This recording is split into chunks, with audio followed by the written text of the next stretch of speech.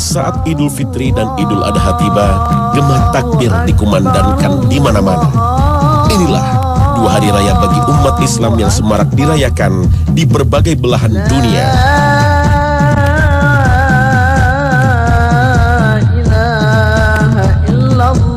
Namun, bagaimanakah jika ada kelompok yang mengaku Muslim memiliki hari raya lain yang lebih istimewa dari Idul Fitri dan Idul Adha?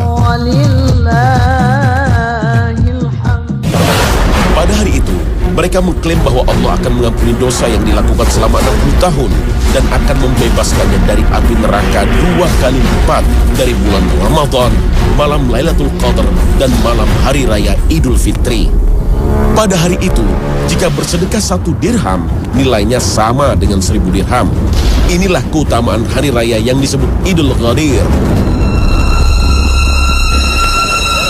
Namun, di tengah kemeriahan acara Syiah yang digelar di Jakarta kemarin, ternyata banyak dari warga Syiah yang tidak tahu tentang hari Idul Ghadir ini. Banyak pula yang tidak tahu bahwa mereka menghadiri acara Syiah. Ya, saya ini aja sih, tertarik dengan ininya aja, temanya kan, seminarnya tentang Sayyidina Ali kalau nggak salah. Dalam mengenal Ahlul Bait saya hanya dalam permukaannya saja. Saya hanya tidak masuk ke dalam terlalu dalam gitu. Saya hanya membaca dari beberapa literatur saja. Jadi dia tuh yang memimpin kita gitu. Jadi tapi kita kan tetap hormat ke Rasul, kita lebih hormat ke Rasulullah, tapi tetap hormat ke Imam Ali gara-gara Rasulullah tuh sangat percaya terhadap Imam Ali. Mau memperingati hari raya Ghadirkum. Kalau Ghadirkum kan lebaran Islamnya sekarang gitu. Aku kurang tahu. Mbaknya kurang tahu. Iya. Tapi kok belum tahu kok datang ke sini. Kan diajak, makanya ikut pingin tahu. Suara mereka adalah fakta bahwa Syiah tidak mengakar di masyarakat. Ideologi Syiah ternyata hanya sebuah pemikiran tingkat tinggi yang sengaja dimainkan untuk dibenturkan dengan pemahaman Sunni. Beberapa konflik Syiah Sunni di Indonesia bisa jadi adalah sebuah propaganda untuk menyebarkan aliran ini. Sebuah promosi gratis supaya masyarakat lebih mengenal eksistensi Syiah di Indonesia. Di luar hari raya Idul Adha dan Idul Fitri, jika ada yang dianggap lebih hebat termasuk Idul Ghadir, itu adalah sesat. Ia bukan hanya merusak akidah umat Islam Indonesia, tetapi juga mengancam keutuhan dan persatuan umat Islam di Indonesia ini yang meyakini dan mengamalkan akidah Ahlussunnah wal Jamaah. Khazanah pagi ini akan mengenalkan Syiah dari perspektif sejarah dan kitab-kitab yang banyak beredar dari kalangan Sunni maupun Syiah sendiri, khusus untuk Anda semua. Semoga bermanfaat.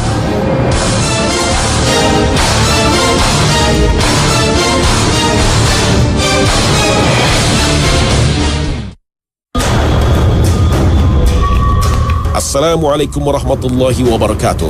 Selamat pagi pemirsa Trans 7.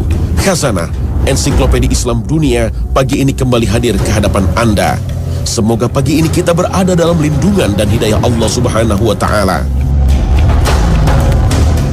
Idul Ghadir menjadi perayaan yang istimewa bagi kaum Syiah, tak terkecuali di Indonesia.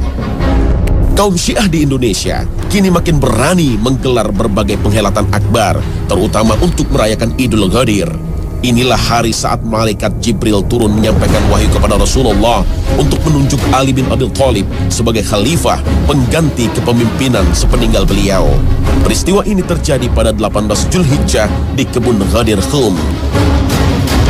Idul Ghadir menjadi hari raya yang penting bagi kaum Syiah karena telah mengukuhkan pengangkatan Ali bin Abi Thalib sebagai khalifah, sekaligus membatalkan kekhalifahan Abu Bakar, Umar bin Khattab, dan Utsman bin Affan.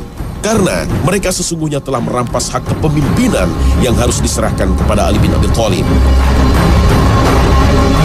Pada hari Idul Ghadir, umat Syiah dianjurkan untuk berpuasa dan sholat 2 rakaat, kemudian membaca doa khusus. Inilah petikan doa seperti yang dipublikasikan sebuah situs milik Syiah. Ya Tuhan kami, sesungguhnya kami dengan anugerah dan lutuf-Mu telah menerima utusan-Mu, mengikuti Rasul, mempercayai pemimpin kaum mukminin dan mengkafirkan taghut. Maka jagalah iman dan wilayah kami Kumpulkan kami bersama imam-imam kami. Sesungguhnya kami mengimani dan meyakini mereka, tunduk kepada mereka, beriman kepada lahir, batin, kehadiran, kegaiban, kematian, dan kehidupan mereka.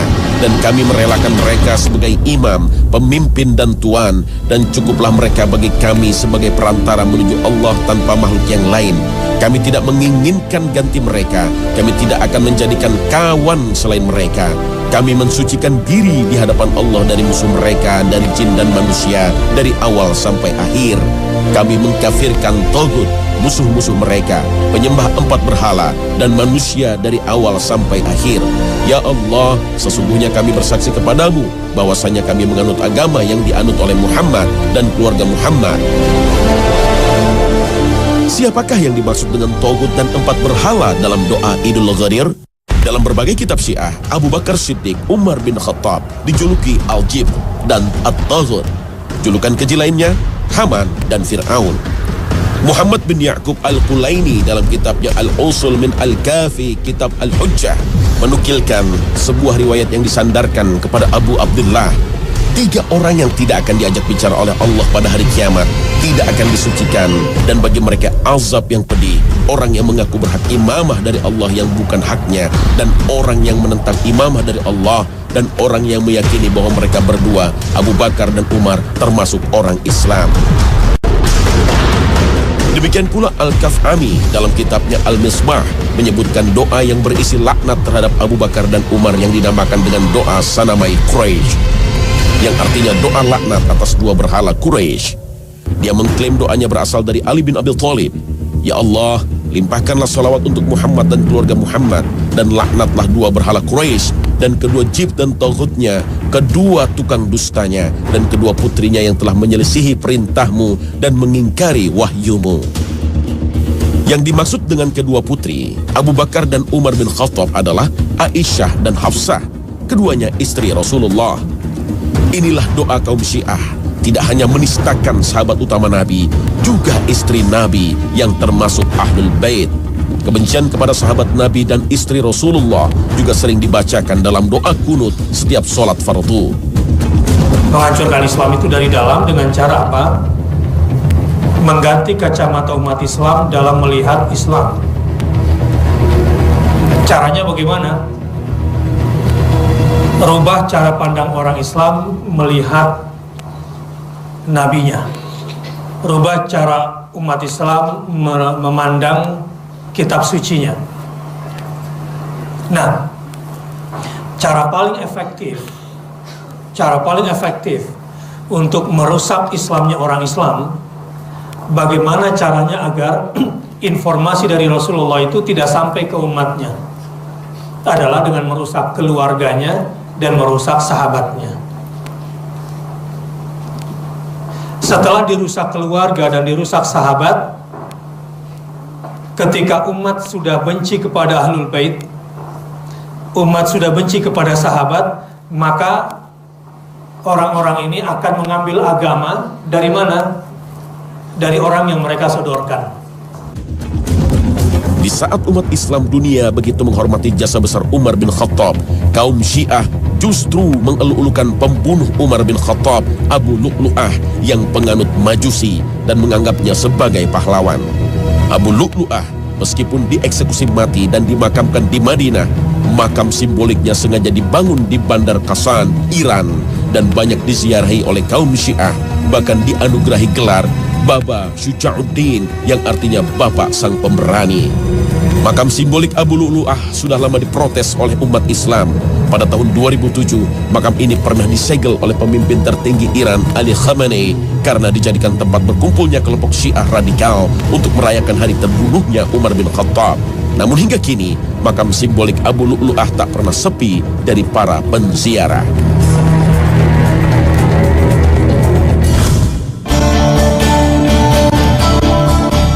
Idul Ghadir, menurut versi Syiah, pertama kali diperingati oleh Khalifah Ali bin Abi Thalib bertepatan pada hari Jumat. Namun kisah ini tak satu pun diriwayatkan oleh para sahabat Nabi. Dalam sejarah, tradisi perayaan Idul Ghadir justru pertama kali dilakukan pada era Daulah Buwayhi yang menguasai sebagian wilayah Irak pada abad keempat Hijriah. Artinya, perayaan ini tidak pernah ada dan tidak satupun sahabat Nabi, tabi'in, dan tabi'ut tabi'in yang mengenal perayaan Idul Ghadir. Padahal pada masa mereka adalah sebaik-baiknya zaman, seperti yang dijelaskan dalam sabda Rasulullah.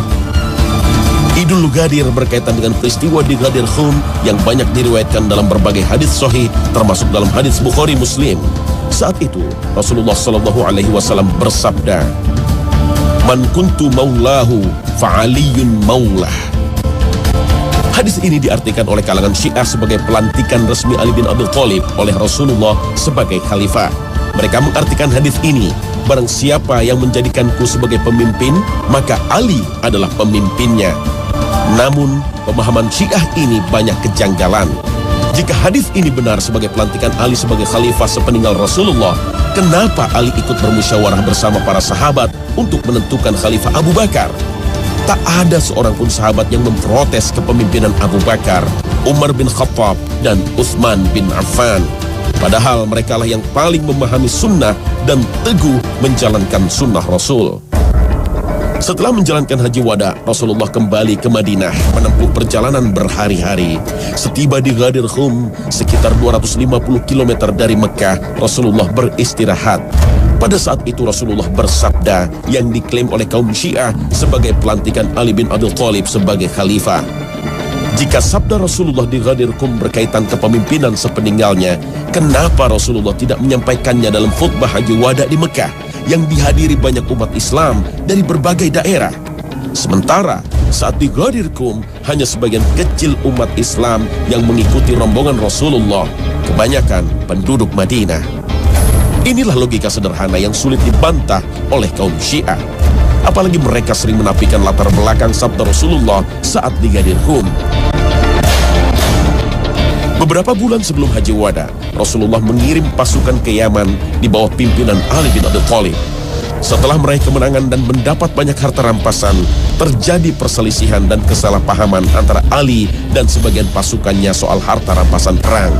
Kemudian, masalah ini dilaporkan pada Rasulullah pada saat di Ghadir Khum. Saat itulah Rasulullah bersabda, "Barang siapa menjadikanku sebagai kekasihnya, maka Ali pun menjadi kekasihnya." Menurut sebuah riwayat, sahabat yang mengadu kepada Rasulullah tentang ketidakadilan Ali bin Abi Thalib dalam pembagian harta rampasan perang adalah Buraidah ibnu Husain. Saat Buraidah mengadu, Rasulullah diam hingga ia mengulanginya 3 kali, lalu Rasulullah bersabda, "Wahai Buraidah, apakah kamu membenci Ali?" Buraidah pun menjawab, "Ya, wahai Rasulullah." Nabi pun menjawab, "Wahai Buraidah, janganlah kamu membencinya karena dia berhak mendapat bagian dari harta rampasan perang lebih dari itu." Lalu Buraidah berkata, "Saya tidak lagi membencinya setelah mendengar Nabi melarangku membenci Ali." Hadis riwayat Bukhari. Peristiwa Ghadir Khum banyak diriwayatkan, namun berbeda dari yang dipahami kaum Syiah. Ibnu Katsir menyebut sabda Nabi ini untuk menghibur Ali dan mengingatkan keraguan para sahabat terhadap Ali. Kata maula dalam hadis itu bisa diartikan sebagai kekasih atau teman sejati. Saat itu Rasulullah memuji Ali, "Barang siapa yang menjadikanku sebagai teman sejati, maka Ali sebagai teman sejatinya." Mengikuti ucapan Nabi ini, Umar bin Khattab kemudian berkata, "Mulai hari ini Anda adalah teman sejati saja." Jika Rasulullah bermaksud dalam hadis itu sebagai pengangkatan khalifah, tidak mungkin Rasulullah menggunakan kata maula yang memiliki arti banyak. Jika kepemimpinan sepeninggal Rasulullah menjadi hak Ali bin Abi Thalib, Rasulullah pasti akan menyatakannya secara tegas dengan kalimat yang tegas. Namun faktanya, tak ada satupun sabda Nabi yang menjelaskan siapa yang melanjutkan kepemimpinan sepeninggal beliau. Kata maula juga digunakan Allah Ta'ala dalam firman-Nya, "Maka pada hari ini tidak diterima tebusan dari kamu dan tidak pula dari orang-orang kafir. Tempat kamu ialah neraka. Dialah tempat berlindungmu, teman setiamu. Dan dia adalah sejahat-jahat tempat kembali." Al-Quran, Surah Al-Hadid, ayat 15. Api neraka dalam ayat ini disebut maula bagi orang-orang kafir karena kedekatannya. Dalam ayat lain, Allah berfirman, "Itu karena Allah adalah maula, yaitu sebagai pelindung dari orang-orang yang beriman. Dan karena orang-orang kafir tidak mempunyai maula bagi mereka. Al-Quran, Surah Muhammad ayat 11. Sungguh jelas berbagai dalil ini, sabda Nabi di Ghadir Qum tak bisa dijadikan alasan pengangkatan Rasulullah terhadap Ali bin Abi Thalib sebagai khalifah.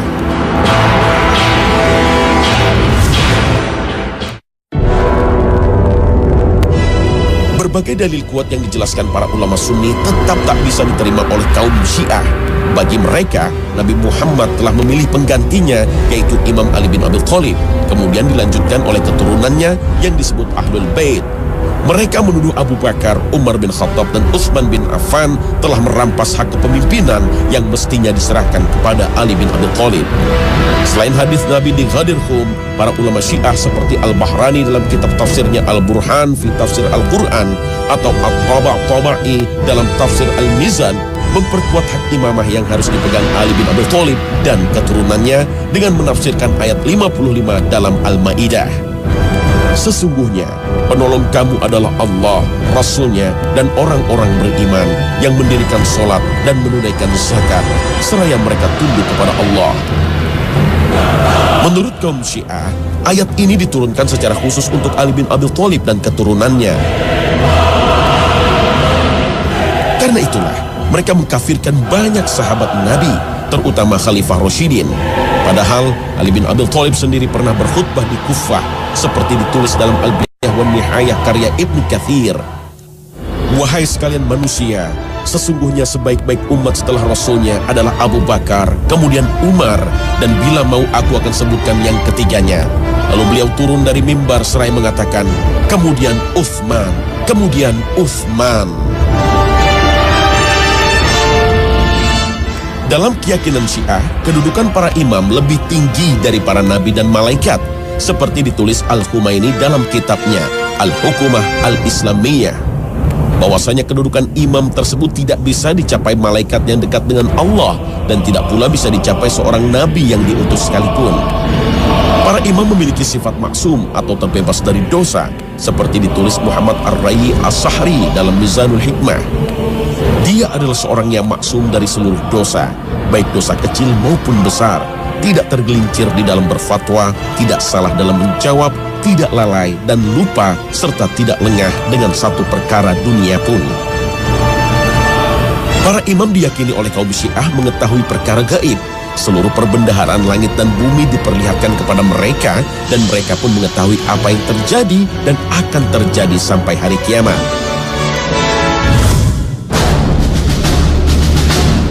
Perbedaan prinsip antara Ahlus Sunnah wal Jamaah dan Syiah seolah-olah tak mungkin disatukan.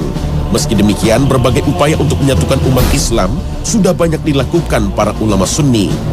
Pada tahun 1960-an, Syekh Mahmud Shaltut, Grand Syekh Al-Azhar, pernah mengeluarkan fatwa membolehkan beribadah dengan mazhab Ja'fari dari kalangan Syiah.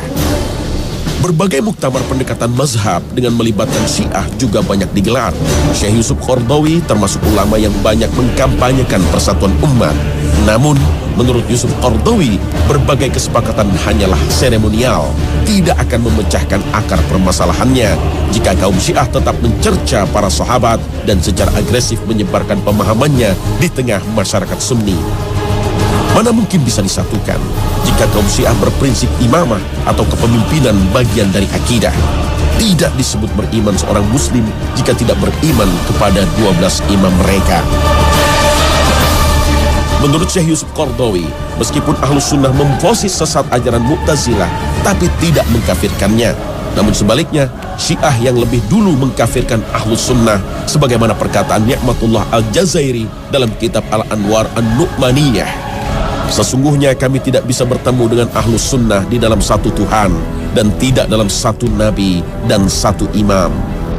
Faham mudah mengkafirkan orang lain adalah faham berbahaya. Ali bin Abi Thalib tidak pernah mengkafirkan kelompok yang memeranginya dalam perang Jamal maupun perang Siffin, termasuk kelompok Khawarij yang mengkafirkan Ali dan Muawiyah. Sayyidina Ali pernah ditanya tentang Khawarij, apalah mereka itu orang-orang kafir? Ali menjawab, mereka lari dari kekufuran.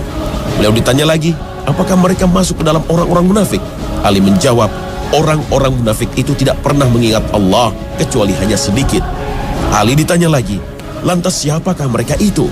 Ali menjawab, mereka adalah saudara-saudara kita kemarin yang telah berbuat berlebihan hari ini terhadap kami.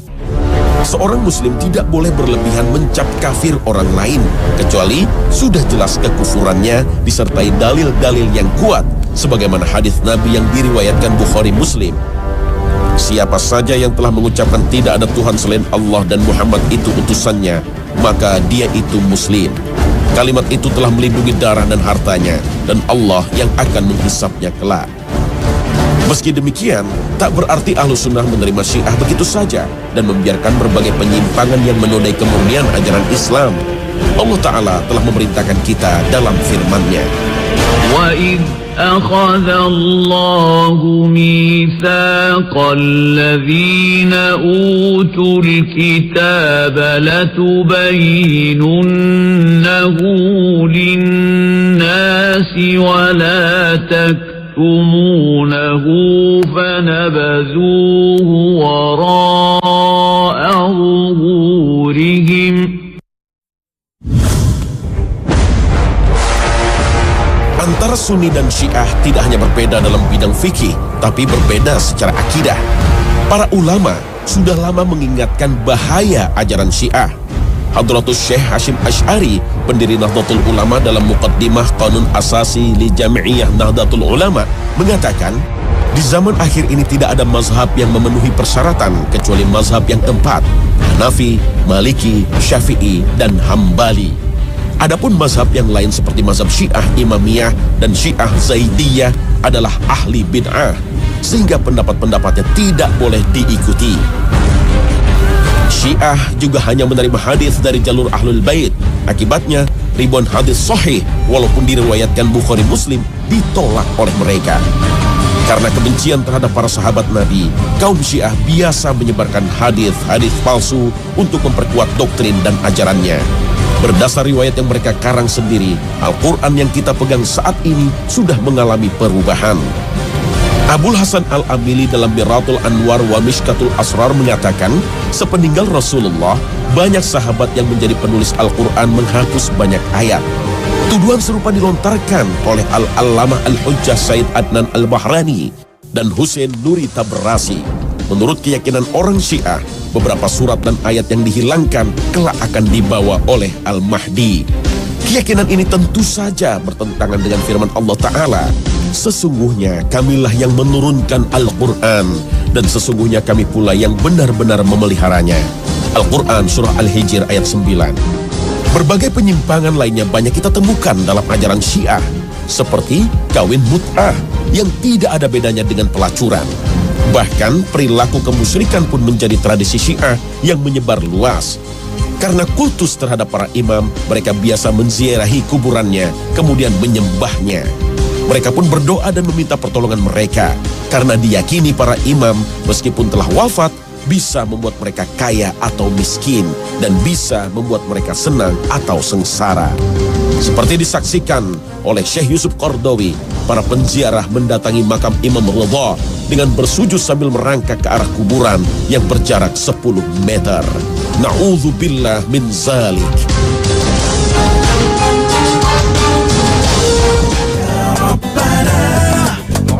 Pemirsa Khazanah, mudah-mudahan episode Syiah ini menambah pemahaman kita tentang ajaran Syiah, hingga kita makin waspada dengan perkembangan paham ini di negeri kita.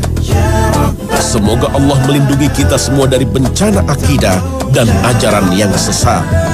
Terima kasih atas perhatian Anda, dan wassalamualaikum warahmatullahi wabarakatuh.